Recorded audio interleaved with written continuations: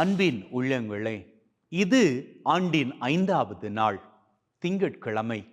5 அப்படி என்று சொன்னாலே நம்முடைய நினைவிற்கு வரக்கூடியது ஆண்டவரது 5 திருக்காயங்கள். விலா, 2 கரங்கள், 2 கால்கள். ஆக மொத்தம் இந்த 5 காயங்களும் நமக்கு கற்றுத்தரக்கூடிய படிப்பினை என்ன தெரியுமா?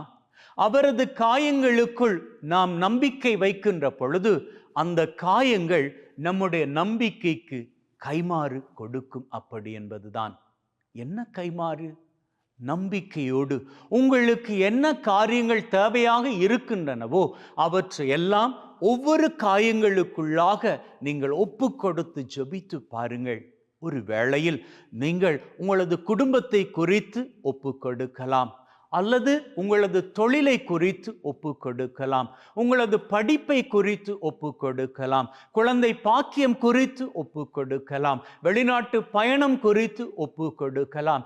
இப்படி எப்பேற்பட்ட தேவைகள் குறித்து நீங்கள் ஜெபிக்கணும் அப்படின்னு நினைக்கிறீங்களோ அப்பேற்பட்ட காரியங்களை எல்லாம் நினைத்து, குறிப்பாக 5 காரியங்கள் நினைத்து ஒவ்வொன்றாக அவரது காயங்களுக்குள் வைத்து ஒப்பு கொடுத்து ஜெபித்து பாருங்கள்.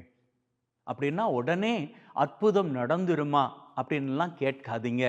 நீங்க ஒப்பு கொடுத்து மாத்திரம் ஜெபிச்சு பாருங்க.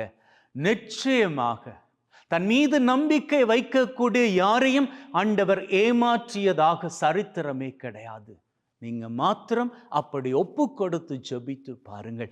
என்றிலிருந்தே நீங்கள் கேட்ட காரியங்கள் ஒவ்வொன்றாக உங்களது வாழ்க்கையில் நிறைவேற நீங்கள் வாழ்வில் மகிழ்வின் சிகரங்களை உயரங்களாக தொட்டுக்கொள்வீர்கள்.